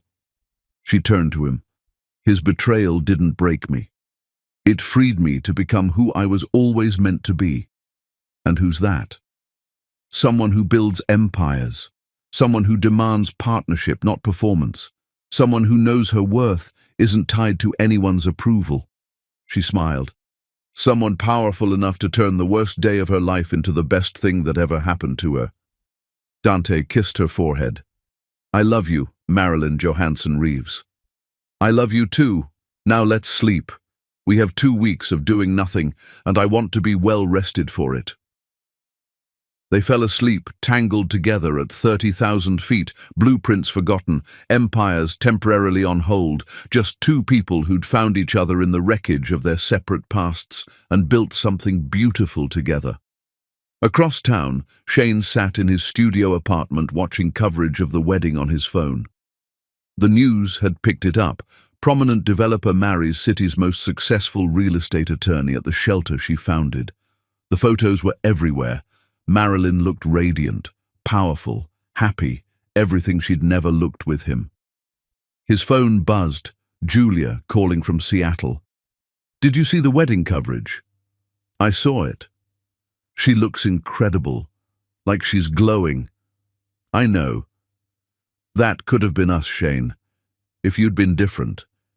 If you'd valued what you had instead of what you thought you deserved. I know that too. Julia sighed. Henry asked about you today, wanted to know when Daddy was coming to visit. Tell him I'll be there next month. I'm saving up for the plane ticket. You're working 3 jobs and can barely afford rent. When are you going to accept help? From who? My parents disowned me. Marilyn moved on. I destroyed every bridge I had. Then build new ones, start over. Be the man your son deserves instead of the man you've been. She paused. I saw that Marilyn's shelter offers job training programs. Maybe you should look into it. The irony wasn't lost on him. Get help from his ex-wife's charity. Learn skills at the place that used to be his parents' mansion. Accept that he'd fallen so far that his only path forward was through the institution she'd built from his family's failure. Maybe I will. After Julia hung up, Shane pulled up the Johansson House website, read about the programs they offered, legal help, career counseling, therapy, everything he needed but had been too proud to ask for. He clicked on the contact form and typed, I'm a man who made every wrong choice and destroyed everything good in my life. I need help rebuilding. Can you help men too, or just women? The response came within an hour. We help anyone who's ready to take responsibility and do the work. Come to our orientation next Monday at 6 p.m. Bring your humility and your commitment to change. Leave your excuses at the door. Shane stared at the message, then at the photos of Marilyn's wedding still glowing on his phone screen. She'd built something magnificent from the ruins of what he'd destroyed. Maybe he could do the same. He replied, I'll be there, thank you. He turned off his phone and sat in the dark apartment, feeling something he hadn't felt in a year. Hope. Not hope that Marilyn would take him back, or that Julia would forgive him, or that his parents would welcome him home. Hope that he could become someone better, someone who didn't need to make others small to feel big, someone his son could be proud of. It was a start. 2 weeks later, Marilyn and Dante returned from Bali, tanned and relaxed, and ready to conquer their next project. They went straight from the airport to the downtown lot, where the Marilyn would rise. 50 stories, Dante said, arm around her waist. The tallest building we've ever attempted. We've handled bigger challenges. She pulled out her tablet, reviewing the permits and timelines. Construction starts in 3 months, completion in 2 years, pre-sales starting next week. You really don't know how to relax, do you? I'll relax when I'm dead. Right now I have an empire to build. He kissed her temple. Have I mentioned I'm wildly attracted to your ambition? Frequently, it's one of your better qualities. They stood there in the cold January morning, looking at the empty lot that would become their masterpiece. Around them, the city hummed with life, people commuting to work, building their own dreams, living their own stories. Somewhere in that city, Shane was attending his first orientation session at Johansson House, learning how to rebuild a life from nothing. Somewhere, Julia was raising a son and building a career and discovering her own strength. Somewhere, Shane's parents were learning to live without the wealth and status they'd believed defined them. But Marilyn wasn't thinking about any of them. Her past had taught her valuable lessons, but it no longer defined her future.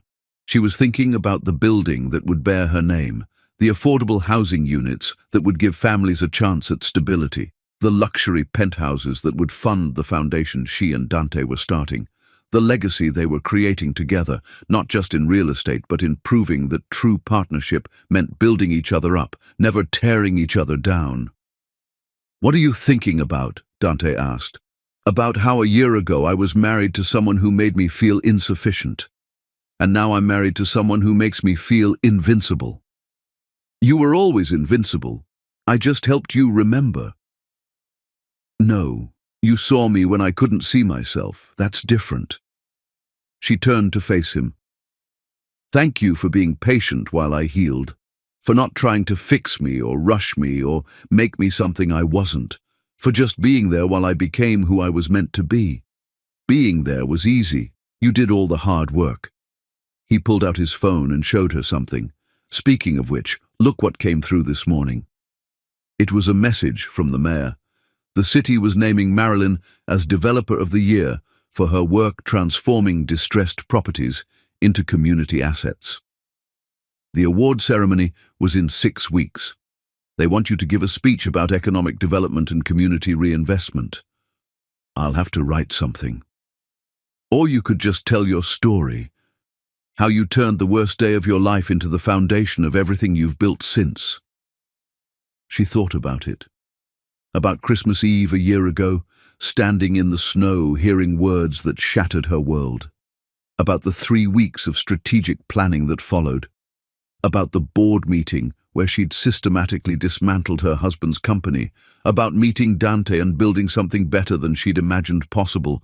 About turning pain into power, betrayal into empire, endings into beginnings. Maybe I will. Maybe people need to hear that story. Everyone needs to hear that story, especially people who think leaving is the end. It's not the end. It's just the beginning of something better. They walked back to their car, already discussing the next project, the next opportunity, the next challenge to conquer. This was their life now, constant motion, constant building, constant growth. Together. As they drove past Johansson House, Marilyn saw a group of women leaving the shelter, heading to job interviews or court hearings or new apartments, saw them walking with their heads high, their shoulders back, their faces set with determination. She recognized that look. It was the same one she'd worn when she'd walked out of that board meeting a year ago, the look of someone who'd decided to stop being small for someone else's comfort, the look of power reclaimed. Dante reached over and took her hand. No words needed. Just the comfortable silence of two people who understood each other completely. Marilyn never looked back at the mansion where she'd heard the words that changed everything, because she'd learned the greatest revenge wasn't destroying the man who betrayed her. It was building a life so powerful, so full of love and success, that his name never crossed her mind unless someone asked why she smiled so much. And she smiled all the time now. Not because Shane had hurt her, but because leaving him had freed her to become extraordinary. The end.